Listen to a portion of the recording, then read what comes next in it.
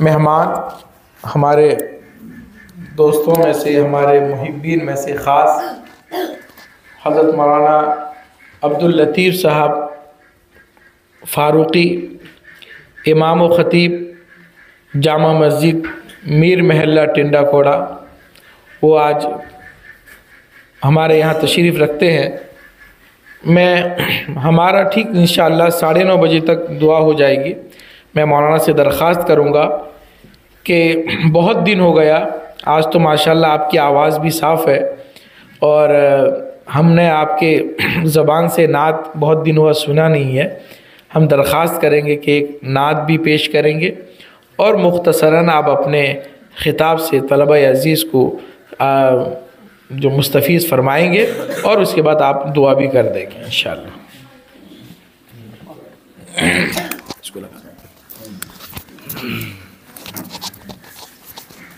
अस्सलामु अलैकुम वरहमतुल्लाहि वबरकातुहू।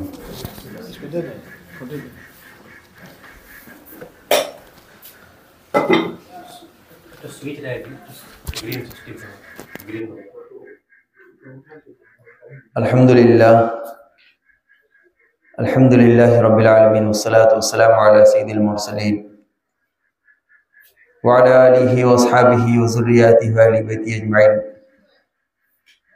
सबसे पहले मैं शुक्र अदा करूँगा कि मुझ जैसे शख्स को तलबा इकराम के सामने बैठने की तौफीक नसीब हुई और बड़ी खुशी की बात है कि ऐसे दिन में बैठने की तौफीक हुई।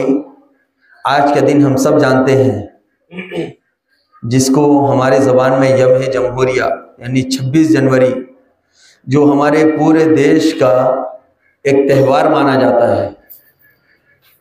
त्यौहार ही नहीं बल्कि बहुत बड़ा त्यौहार माना जाता है। यूँ तो पूरे साल में सारे मज़हब वाले अपना अपने एतबार से, मज़हब के एतबार से त्यौहार मनाते हैं। ये एक ऐसा त्यौहार है जिसमें हिंदू, मुस्लिम, सिख, ईसाई, हर जाति, हर धर्म वाले लोग अपने जात को, अपने धर्म को पीछे रखते हुए सब मिलकर जो है देश को और संविधान को और उसके कानून को सामने रखकर खुशी मनाते हैं। अब इस मदरसे के मोहतमीम हज़रत मौलाना मुफ्ती अरशद ज़की साहब ने जो जिम्मेदारी दी है, मैं उतने के काबिल तो नहीं हूँ, बस मुख्तसरन अर्ज़ कर दूँ कि आज के दिन क्या हमारे उलमा की कुर्बानी के बारे में तफसील से गुफ्तगू मुफ्ती अरशद ज़की साहब फरमा रहे थे। वाकई बात है, हक़ है और सच है कि एक ऐसा देश है जो कहते हैं कि तिरंगे से नहीं बल्कि उलमा के खून से रंगीन है। वह तो दिल का ये तकाजा है कि आज हमारे तिरंगे का कलर जो होता वो हमारे शहीदों के खून का कलर होता। बहरहाल इस तिरंगे को कलर देने वाला भी हमारा एक मुसलमान, इस देश के बारे में सबसे पहले तराना गुनगुनाने वाला भी मुसलमान, और इस देश को सबसे पहले शहीद होने वाला भी मुसलमान, और इस देश के लिए सबसे पहले टैंक में शहीद होने वाले मीर अब्दुल हमीद के नाम से मैं और आप जानते हैं, टकराने वाला वो भी मुसलमान। और कहते हैं कि अशफाकुल्लाह खां जो फांसी के फंदे पर चढ़े वो भी मुसलमान। लेकिन अफसोस हमें लगता है कि सन 47 से लेकर जो देश आज़ाद हुआ और फिर इस देश के आज़ाद होने के बाद कानून व ज़वाबित बनाने में कम से कम 2 साल 11 महीने और कुछ दिन लगे, 18 दिन।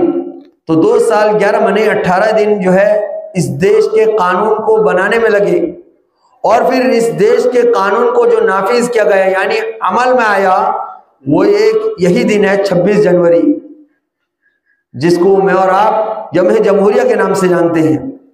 आज वो दिन है जिसे हम जानते हैं कि खुलकर कानून पर पाबंदी की गई और हर मजहब को, हर त्यौहार वालों को, हर मजहब सोच मिल्लत को सोच रखने वाले को ये फ्रीडम दिया गया कि हर मजहब वाले, हर धर्म वाले, हर जाति वाले अपने अपने मजहब पर खुलकर अमल कर सकते हैं, अपने मजहब का प्रचार कर सकते हैं। लेकिन जब हम गिनाते हैं, एक तरफ हमारे उलमा की कुर्बानी, और जब एक तरफ देखते हैं आज के दौर में हमारी मदारिस पर पाबंदी, हमारे कुरान पर पाबंदी, हमारे हिजाब पर पाबंदी, हमारे उलमा इकराम के दाढ़ी टोपी पर पाबंदी, हमारे मदारिस के कानून ज़वाबित पर पाबंदी, तो हमें बड़ा अफसोस होता है कि हमारे उलमा क्या इसी दिन के लिए जो है फांसी के फंदे पर चढ़े थे, इसी दिन के लिए दरख्त पर फांसी पर लटकाए गए थे, इसी दिन के लिए कहते कि गड्ढे में जो है बिना जनाजे के दफन कर दिए गए थे, इसी दिन के लिए हम कहते हैं कि हमारे उलमा इकराम के खून को पामाल किया गया था। नहीं, बल्कि इसी दिन के लिए कहे गए थे कि भैया जब देश की आज़ादी हो, हमारे अजान जो है खुलकर आज़ादी, और कहते हैं कि अजान खुल कर दिया जाए, नमाज खुल कर पढ़ी जाए, मुसलमान खुलकर जो है कुरान की तालीम दे। लेकिन जब आज हमारी तालीम पर पाबंदी आती है, हमें बड़ा अफसोस होता है कि कहीं जो है हमने देश की आज़ादी चुनकर कहीं हमने कोई गलत तो नहीं कर दिया, यह हमें शक होने लगता है। इसलिए मेरे भाइयों बुजुर्गों दोस्तों, आज हमें ये कानून पर कहते हैं कि जितना शुक्रिया अदा करें कम है कि जिन्होंने इस कानून को लिखा और जिन्होंने इस कानून को नाफिज किया, उन्होंने सारे धर्म पर, सारे लोगों पर बड़ा एहसान किया। आज ये कानून है जो हम जो है खुलकर सीना तान कर अपने देश में अपने देश के गीत, अपने धर्म के गीत, अपने देश की कानून, और कहते हैं कि अपने धर्म का कानून और अपने देश की तालीमात और अपने धर्म की तालीमात को खुलकर अपनाते हैं।